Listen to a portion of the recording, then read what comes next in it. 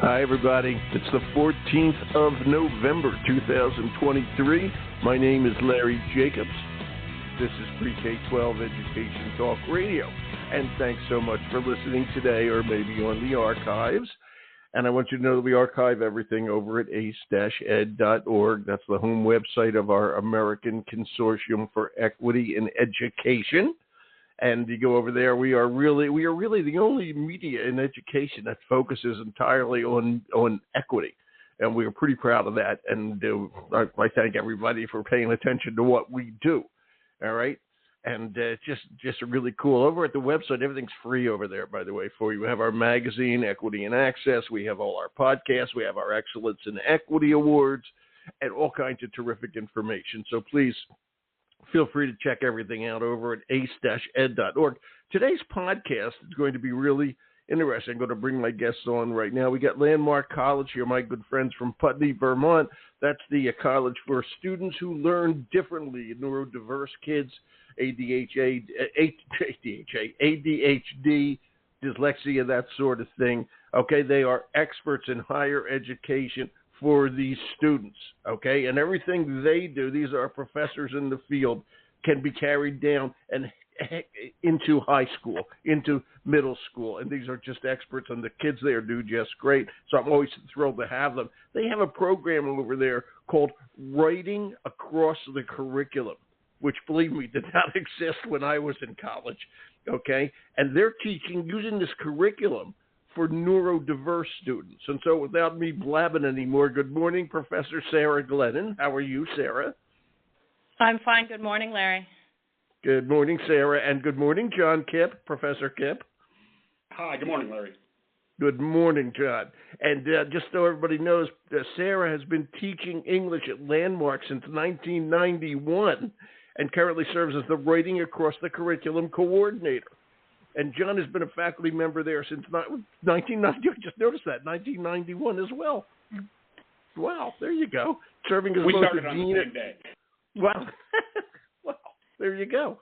So 22 years for both of you. Hey, that's a long time. Congratulations.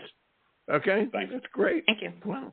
And a professor, both professor of English, John is, and an advisor, again, to the Writing Across the Curriculum program. And that's the first question. I go ladies first. Sara, it's great to have you here. Writing Across the Curriculum. Tell me about that, because I think this is so important, because we tend to silo things, and that's not good. Okay? You got to be able to write, okay, so people can understand you. All right, and we silo. So talk to me about what is Writing Across the Curriculum, Professor Glennon. Sure, thank you. You're welcome. Well, Writing Across the Curriculum is a movement that has been going on for, probably at least 50 years at colleges all across the country. I think right now about half of all the colleges and universities in the country do have a Writing Across the Curriculum program. And the idea is, there are a couple things that are involved. And one is the idea that writing is not just something that happens in English classes or in writing classes. Thank you. That writing is a useful ability in all disciplines, in all courses, and also obviously in life and in careers. Sure. And so we want students to understand that what they learn perhaps in a writing class is applicable in a lot of other settings. And the other idea behind Writing Across the Curriculum is that writing is not only something that we use to communicate, but writing is also a way that we can learn and process information. Good point. And so, for example, a math teacher might say, there's not really a role for writing in my math class, but one thing they might discover is that when you have students write about what they're learning in math, their learning deepens. They have to articulate ideas, and there is actually a purpose for that. We talk about writing to learn and learning to write. And those are sort of some of the basic ideas behind Writing Across the Curriculum. The focus is generally about faculty professional development. We don't really work directly. Our program doesn't work directly with students, but we work with faculty to help them feel more competent, more experienced as people who assign writing and use writing in their courses across the curriculum. Right, and they are not taught how to teach it. They are not taught how it works. They are not taught why it works. Okay, a science professor, a science teacher, a math teacher, you go right down the list. Okay, the only ones are the English professors, the English teachers, and that's why this is so darn important. You just said something that just struck me. I was always terrible in mathematics when I was in high school. Okay, and had I been able to write out answers, now I just thought of this, I probably would have done better. But they want you to write it in math. Okay, and so that's not the way my mind goes. All right, and what you're saying is just so accurate. You know, people are learning, but you have to be able to express it. Okay, and I just think this is so important. And the math people, no matter what, I don't care if you're physical education. Okay, you need to understand that kids can express themselves and learn writing across the curriculum. And Sarah, I got to tell you, you took my next question. I was going to say, how did you? And actually, I will ask it. I'll ask John this one. John, okay. I have a good buddy of mine who was a Pulitzer Prize winning writer for the Chicago Tribune, very dear friend of mine, and he became a professor of science writing at Columbia College in Chicago. All right, and John, you and your English colleagues are not scientists. Okay, right. Science writing as an example is in and of itself. Okay, so now you're the English professor. You're going to go talk to your science professors. Let's just use them as the example. What's the conversation? Where's it go? How's it Sure. work? That's a really good question. Thank you. I think the conversation really starts about, well, two things. One is what we can do for our students to better improve their learning, and also to recognize that students who learn differently often need different modes to express their learning. And so if any professor of any area or any teacher in any area is only really providing one mode of assessment, it's probably not going to be equitable for people who learn differently. I would also say that that there's a benefit for the faculty member if we can help them help their students develop their thinking more clearly, express that thinking in a way that others can understand it, allow them to think using writing, that we actually are improving the outcomes for their students and their ability to teach, maybe the ease with which they teach. In our program, we ran a number of mini grants, and one of them came from our science department, actually, and they worked together to develop a process-based approach to writing lab reports. So they more or less standardized what they were expecting in lab reports, and then integrated process steps into that into those assignments. And then they did that across all of the science courses, so that not only were students better able to express themselves, they were encouraged to use the process skills that they'd learned somewhere else. Their lab reports were better, and also they didn't go from science class to science class kind of expecting this kind of idiosyncratic expectation around lab reports. They knew that a lab report in one class was going to be similar in many, many, many ways to a lab report in another. So all the way around, it increased efficiency to some extent. It increased learning. It gave the opportunity for the science folks to get together and really talk about writing and how they use writing in science in their science classes and how that would be beneficial. And it kept them engaged in the overall discussion about writing across the curriculum too.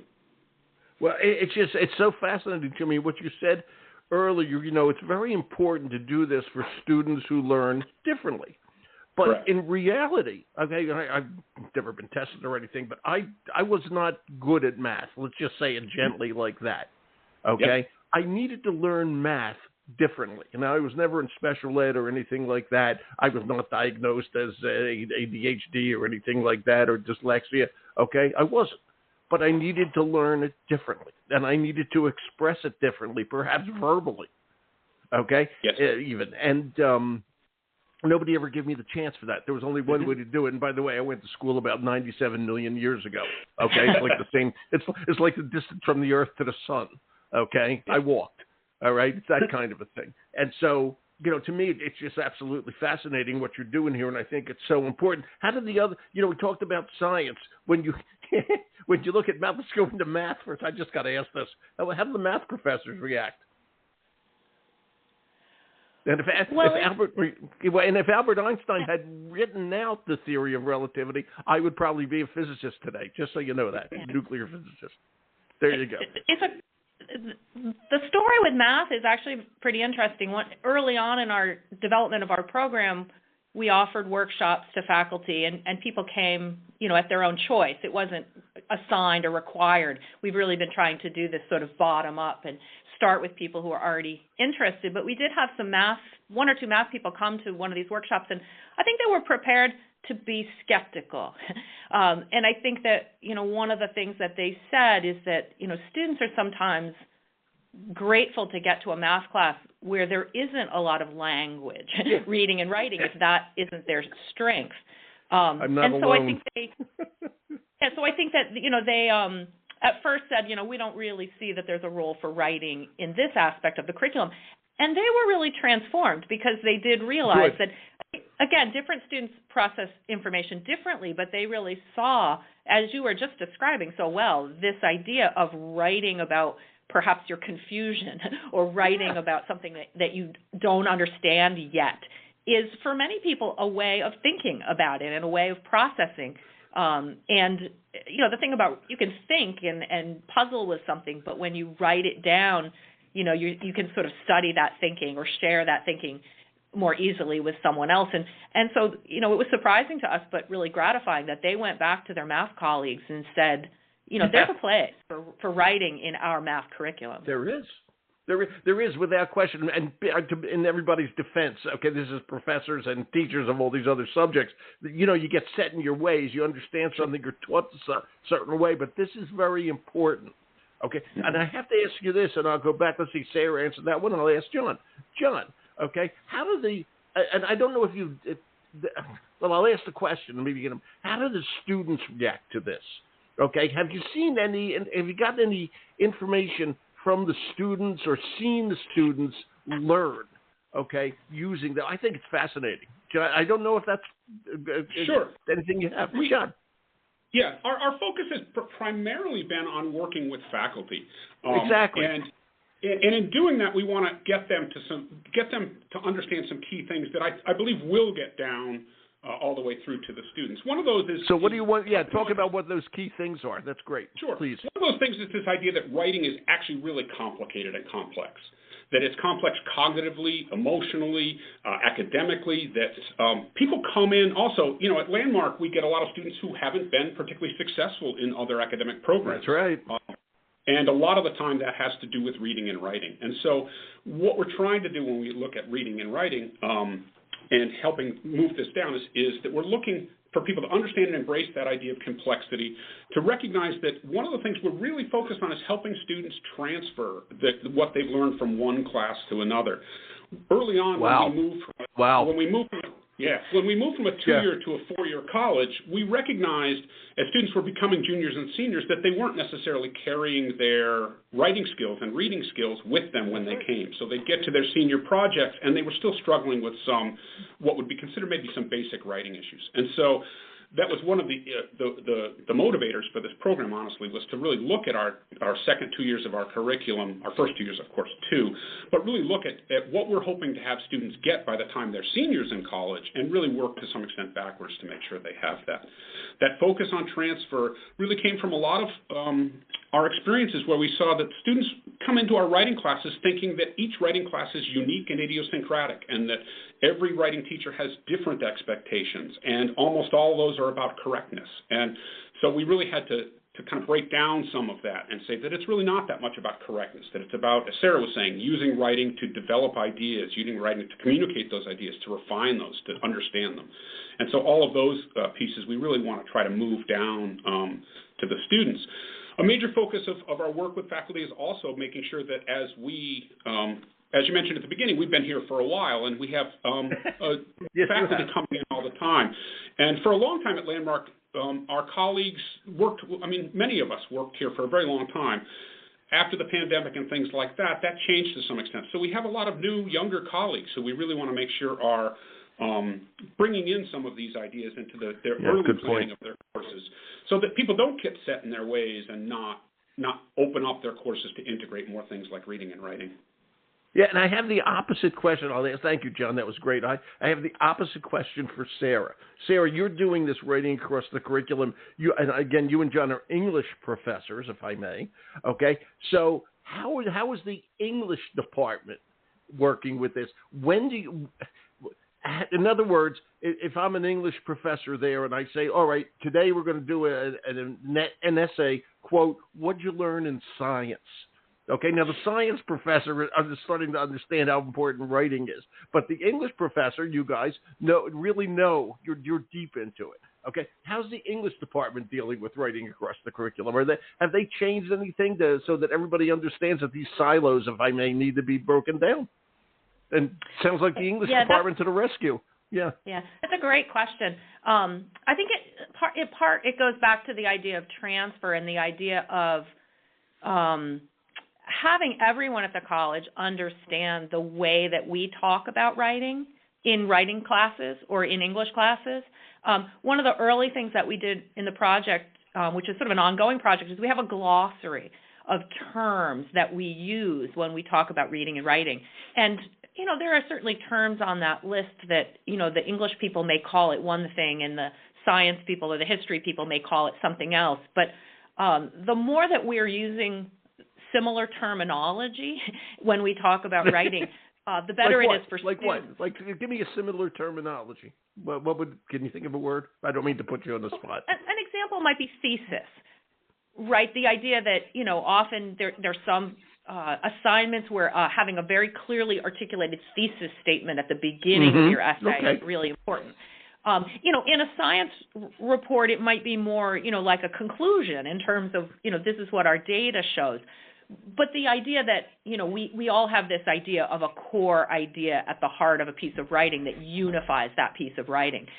And so I think part of what we've been doing in terms of the required writing courses is trying to be, more consistent across multiple sections of the same course, but also much more open to sharing with everyone at the college. This is what we do. This is what we're giving to students. This is the information that they're going to come out of our courses into your courses with. And we're also working in the other way where we're talking to, the higher level, just for example, maybe psychology people and saying, what do you want students to come in prepared? What knowledge about how writing works in psychology is important? And so, we're sort of working in terms of the curriculum from the top down and from the bottom up. And hopefully, there's consistency there that students can start to see and appreciate. And so they can reflect in a psychology course on, what did I learn in freshman comp that might be applicable here? And when the teachers in the other departments understand the language we use and vice versa, that ability for students to transfer is enhanced. Yeah, and I'll go back to John. Thank you, Sara. That was great. Okay, John, writing across the curriculum is a thing. Okay, you guys did not come up to this. You're using an organization, I'll call it, thing. Okay, where does the thing exist? Okay, and are you fine? And as you meet other people doing the thing, which is writing across the curriculum, wherever it sits, okay, are you finding that you guys mentioned 50% of colleges should be 100% for God's sakes, but also are there any K-12 senior high school teachers in there? To me, this is really, really important. You set out all kids up, okay? Because every kid learns differently.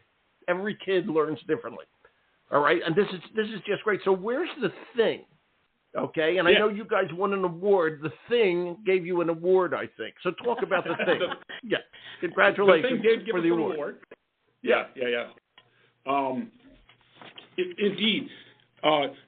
We the AWAC, the Association of Writing Across the Curriculum, is one of the organizations. That's the award organization that granted us the award. We won the award for an emerging program, Writing Across the Curriculum program. So that would be a program that was between 1 and 5 years old. The organization does provide some resources and so forth, but also a lot of the talk around writing across the curriculum happens among colleagues in informal settings. And so for instance, we recently presented, and it was a good presentation about our program, but actually the conversations we had afterwards were in a lot of ways more useful. People coming up and talking about their writing across the curriculum programs and how they work with students, looking at some of the ideas we had. Our program, and when we presented, we really did focus on the idea that writing across the curriculum is a mechanism for equity, and that it is. If we're not providing that kind of mechanism, we are not providing an equitable kind of educational experience for people, and that really resonated, I think, not necessarily as a new idea with some of our colleagues from other institutions, but certainly as an important idea they may not have considered deeply. And so a lot of it comes that way. As I say, the organization is very helpful in providing some resources, conferences, things like that. But a lot of this is, and as we want to really start it, as Sara mentioned earlier, we really wanted to start this from the bottom up. So a lot of what we did was take information broadly from a lot of different organizations, programs, and really try to tailor it to Landmark College, really try to adjust the expectations. A lot of these programs are at colleges and universities which have, 20,000 students as opposed to our about 500 students. So a lot of it was about refining and refining and right. Working, a lot of the philosophies work the same, but the scale is definitely going to be different. And so we had some real advantages in scale, honestly, that we knew most of our colleagues and we could interact with them interpersonally as well as professionally. Well, that's a good point, actually. When you're dealing with the 500, 600 professors, is a lot harder. Yes. Okay, yes. Good job, obviously. And by the way, I just went over, you mentioned, I didn't know it existed. It's WAC, like writing across curriculum, wacassociation.org, if anybody wants to check this out, because this is really pretty darn cool. And Fran, I don't know if you guys are in the picture here. There's a lot of people in these pictures. But the point is, okay, and we're all getting ready to have lunch, it seems, on these round tables, so I hope lunch was good. It can't be as good as the lunch at your cafeteria. I had your fried chicken there. Okay, I was there with Mark, and it was absolutely, I don't know if they're still doing the fried chicken, okay, but it was like the best fried chicken. It was like Kentucky Fried Chicken, okay, but it's, and again, it's wacassociation.org if you want to check this out. And how long did it take you guys to figure this out? Sara. To figure this out. Well, actually, you've got the idea, okay. When did you get the idea? When did you put this into place? Well, it's a good question. I mean, as you pointed out, John and I have been here for over 30 years. Yes. And when Landmark started, we were a small institution. We were very focused on teaching students skills, the reading and study skills that are not often taught explicitly for students with learning disabilities. And so it was just understood that in history classes you talked about note-taking, and in science you did talk a little bit about writing process. But as we've grown and diversified and, become a 4-year program, we didn't really have a mechanism to talk about writing outside the writing department. And, we just started to realize that when students, a student would finish up the last required writing course, and, sort of say, well, okay, great, now I'm done with that. I'm done with writing now because I've passed, my last required writing course. And that was concerning. We knew that other teachers and other departments were using writing to varying degrees, but we really wanted some mechanism, some initiative that would sort of open up conversations, which back in the day when we were very small and we could, the faculty would meet in one room every day and talk. As we've gotten bigger, that happens less and less. And so, I think this really just started as a way to have more conversations and talk about, what is going on with our students in writing and how are we using writing to teach and to assess and to help students learn. And so, the ideas sort of were percolating for quite a while, and then we were really lucky to be able to get a grant from the Davis Educational Foundation in 2017, and one of our grant people sort of brought that opportunity to us, and we really started to articulate what do we want to do? How do we want to create this program? And the money certainly helped with the grant. As you were talking, I just have to say, as you were talking about this, writing in other subjects, I remember the horror of a 10-cent, up to probably now 95 cents, blue book. The blank. Yeah. Okay, we all remember that. Okay, and it was just a blank blue book. Okay, with lined paper, and that's where every single professor was asking us to do the testing. None of them were mimeographing in those days or copying questions, really. They were all giving us essays. So when you talk, and I'm sure it's pretty much the same way these days, the professors in every subject expect essays, and they expect them to make sense, okay? And in business, you have to articulate through writing, okay, a marketing plan or a whatever. I mean, it goes everywhere. It's not just English. It's everywhere. And that's why I love what you guys are doing. How much is a blue book now? You guys, Sarah, how much is a blue book now? I don't even know. You know, we Do don't still use have blue them? books anymore. No, we don't use blue books anymore. I probably just aged myself like 5,000 years. Everybody. No, I still have some of my blue books. I'm 600 years old. Yeah. So tell me about blue books. Wait a minute. Go ahead. Go, Sarah. Well, I think that one of the things that we do at Landmark, if you think about the idea of students requesting accommodations, so a student with a learning disability might request an accommodation to be able to, just for example, get a quiet room so that during a test like you're describing, they can talk into their computer to write their essay. And also the idea that, if writing isn't a strength, we say, well, what is it that I really want the student to demonstrate in, say a history class? Their ability to write is important, but what might be more important is their ability to show that they've learned the concept of history, that they can think like a historian. And so, we try to provide universal design, right? Multiple ways for students to express what they have learned. It doesn't mean that they can avoid writing if writing's hard for them. You can never avoid writing. You gotta write. Yeah, exactly. And it's one tool, and it's one way that they can process information and demonstrate. And the more they practice it, the better they get at it. But we also, without students having to ask for formal accommodations, we do provide students alternative ways to show what they've learned, alternative ways to use writing.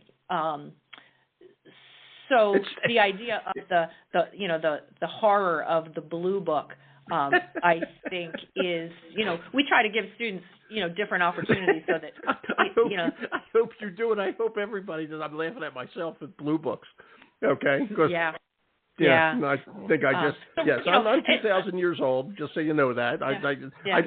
My blue books are still stuck under the Sphinx. It was an empty spot before they put it up. That's where I put all the blue books. Oh, I see. Okay? Oh, okay, great. Yeah, it's old stuff. Cap.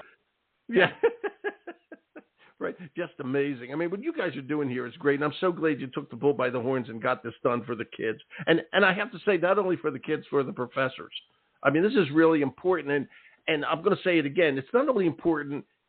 You said you work with kids who are neurodiverse, kids who learn or express themselves differently. Okay, I got news, and you know this. Every single kid does that. Okay, it doesn't matter if they have an IEP or not.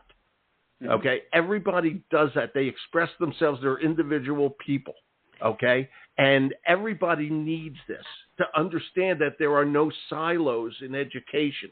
Science doesn't do things unless it affects society. So it's science and social studies. Good example, huh? They build a bridge not for no reason. They build a bridge so people can get across the water, okay, for a reason. All right? All this matters, and we got to break down the silos, and that's what this is doing. So I congratulate you both. Good work, good job, good podcast. Thank you, John. This was great. Sure. Thank you very much, Larry. Sarah, I didn't get to you yet. Thank you so much, okay? Both of you had great insights into all this, I got to tell you. And I think it's extremely, extremely important. So I appreciate all the work you're doing. I hope the professors, I know they do, but I hope everybody at Landmark appreciates what you're doing, too. Thank you both. You guys were great. Thank you. Thanks, Larry. Thank you. Okay. Take care. We enjoyed it. And how's it? By the way, I got to ask, it snowed a little bit. We just had a little covering here in Maine where I am. How's the weather in Vermont, in Putney? A little bit of a dusting this morning. That's what we got. Yeah. Yeah. Okay. By the way, Putney, Vermont, everybody is just beautiful. They live in a beautiful part of the world. Okay. Thank you both. Have a great day. Thanks, Larry. Thanks so much. Bye-bye. Bye. It was John Kipp and Sara Glennon, two professors, English professors at Landmark College. I'll tell you, if your kid has an IEP, needs special help, they're neurodiverse, please check out Landmark College. It's landmark.edu. I mean, they just know their stuff. I love having them on. And the reason is because they bring a higher ed perspective to these IEPs in high school. Okay, so let's make all this happen. We can learn from this. It's great stuff. We're going to archive over at ace-ed.org. Check out everything we do over there. It's all free. My name's Larry Jacobs. Thanks for listening.